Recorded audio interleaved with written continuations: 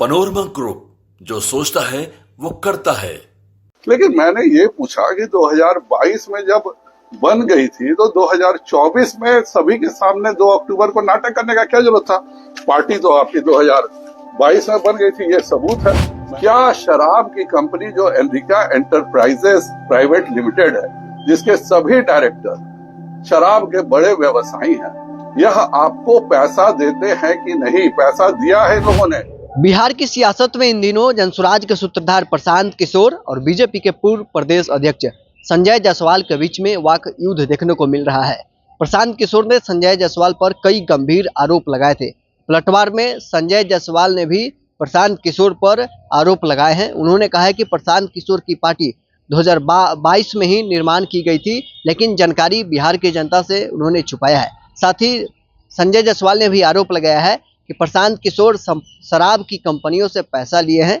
बिहार की जनता के समक्ष रखे कि शराब की कंपनियों से पैसा लिए हैं, क्या इसी के कारण वो सत्ता में आते ही शराबबंदी खत्म करने की बात कहते हैं। क्या कुछ संजय जायसवाल का कहना है, पहले उनका बयान सुनिए। आरोप लगा रहे हैं पेट्रोल पंप, ये इतना छोटी बात लेकर के वो इतना बड़ा राजनीतिक होकर के उठा रहे हैं, इस पर क्या बोलना है? प्रशांत किशोर जी की ने जैसे मुझसे कहा था कि अलाइनमेंट रेलवे ओवरब्रिज का आपने चेंज कर दिया है अपने पेट्रोल पंप को लेके, और जब मैंने वकालतन उनको मानहानि का मुकदमा दायर किया तो उन्होंने खुद जवाब इसमें दिया है कि आपको स्वयं सबूत देना चाहिए कि इसमें देरी नहीं हुई है। अलाइनमेंट के बारे में एक शब्द भी नहीं लिखा। मैं दोबारा उनको पत्र लिख रहा हूं कि आपने आरोप मेरे पर अलाइनमेंट का लगाया था। दूसरा, इसमें उन्होंने खुद स्वीकार किया है कि यह पेट्रोल पंप आपका नहीं है। तो वकालतनामा में, वकालतन नोटिस में कोई व्यक्ति खुद स्वीकार करता हो कि मेरा पेट्रोल पंप नहीं है, मैंने उनको लिख दिया था कि मेरे रिश्तेदार का है, और खुद वह व्यक्ति इस तरह का घटिया आरोप लगाता हो, तो मैं भी जो बक्सर गया था, जैसे उन्होंने यहाँ पे बहुतों से सुन करके ये कहा कि अलाइनमेंट मैंने चेंज कर दिया आरोपी का, बक्सर में भी गया था तो बहुतों ने मुझको सुनाया कि प्रशांत किशोर जी का जब जन्म हुआ था तभी नर्स की अंगूठी चोरी हुई थी। लेकिन फिर भी मैंने आज तक नहीं पूछा, लेकिन अब मैं पूछने पे मजबूर हूँ, क्योंकि खुद आप वकालतनामा, ये उनका वकालतनामा है, ये मेरा नहीं है, ये उनके वकील और बहुत बड़े वकील के बेटे हैं देवाशीष गिरी जी। ये प्रशांत किशोर ने वकालतन मेरे को जवाब दिया है, और जवाब में स्वीकार भी किया है कि पेट्रोल पंप संजय जायसवाल का नहीं है। तो एक तरफ खुद ही आप स्वीकार करते हो, दूसरे तरफ खुद इल्जाम लगाते हो, और मुद्दा मैंने 5 सवाल दिया, आपके तो पेट्रोल पंप का मैंने जवाब दे दिया, लेकिन मैंने ये पूछा कि 2022 में जब बन गई थी तो 2024 में सभी के सामने 2 अक्टूबर को नाटक करने का क्या जरूरत था? पार्टी तो आपकी 2022 में बन गई थी, ये सबूत है। मैंने सभी पूरा बिहार दौरा करूंगा, 4 महीने बाद मैं निर्णय लूंगा घूमने के बाद विभिन्न जिलों में कि मुझे पार्टी बनानी चाहिए। आपने तो अपना जैसे जन्म बहुत सीधा जवाब है कि भाई शरद कुमार मिश्रा कौन है, विजय साहू कौन है, जिन्होंने इस पार्टी को फाउंडर है, क्योंकि एडवर्टीजमेंट में उनका नाम है। तो फाउंडर तो वो हुए जिन्होंने इस पार्टी की स्थापना की है, पर इस आदमी का चेहरा आज तक किसी ने नहीं देखा है। भाई सामने लाओ, ये है कौन? और अगर आपने खुद इसी वकालतन नोटिस में जवाब दिया है कि आपने,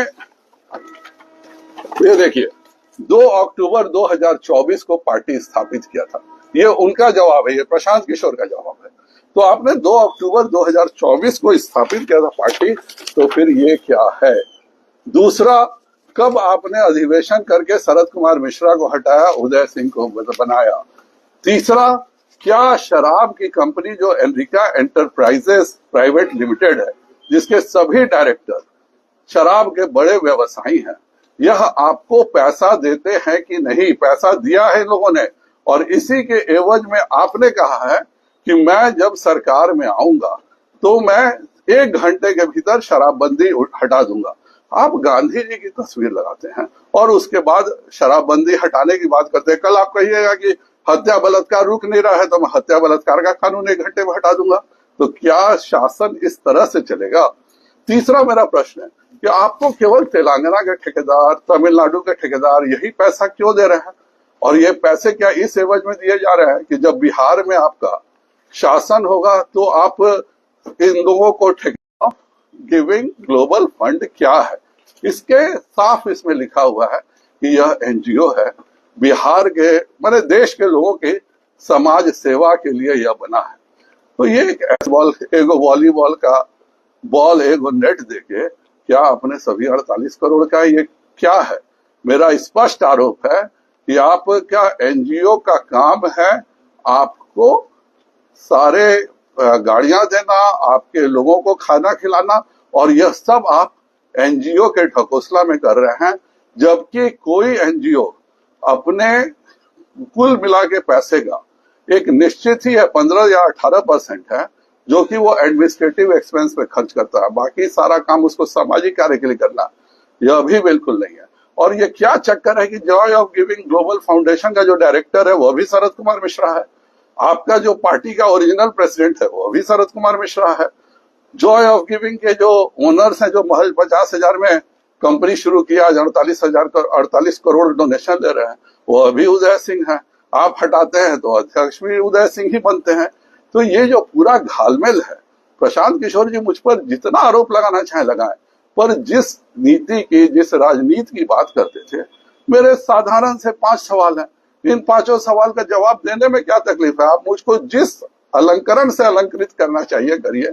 मैं भाजपा का बिल्कुल साधारण कार्यकर्ता हूं, उन्होंने तो मुझे नेता भी बोला, मैं तो बिल्कुल साधारण कार्यकर्ता हूं, लेकिन कृपया कर इस बिहार की जनता को बताइए कि क्यों आपने दिल्ली में रजिस्ट्रेशन, वो भी सिख टाइम्स जैसी कंपनी में रजिस्ट्रेशन करा के बिहार की जनता को अपने पार्टी का गठन क्यों छुपाया? क्यों आप एनजीओ के माध्यम के पैसे को अपने राजनीतिक काम के लिए दुरुपयोग कर रहे हैं? क्या एनरिका एंटरप्राइजेज प्राइवेट लिमिटेड शराब के डायरेक्टर्स की कंपनी नहीं है? और अंत में आप ही कहते हैं कि अगर हमें 10 सीट भी जीता तो मैं छोड़ के भाग जाऊंगा। तो कहीं आप लालू जी के साथ मिलकर, ये भी चूंकि आप हमेशा बोलते हैं मैं मास्टर इलेक्शन स्ट्रेटेजिस्ट हूं, तो कहीं ये भी तो आपकी इलेक्शन स्ट्रेटजी नहीं है कि 20 साल से हरा नहीं पाए आप नीतीश कुमार को, तो इस बार अपने ही को आगे करके और वोट बांट करके एनडीए का, और उसके बाद आप लालू जी को जिताने की प्लानिंग कर रहे हैं। उस पर इसको रहने का भी 2 कारण है, मैं बिना सबूत के उनकी तरफ बकवास नहीं करता हूं। पहला कारण यह है कि उन्होंने अनाउंस किया कि 10 से ज्यादा मैं सीटों के बाद छोड़ दूंगा। दूसरा, उन्होंने यह अनाउंस किया कि जहां महागठबंधन हम पर माइनॉरिटी के बारे में शक है, घेरा में रखता है, तो जहां उसका माइनॉरिटी का कैंडिडेट होगा वहां पे मैं अपने माइनॉरिटी को उम्मीदवार नहीं दूंगा।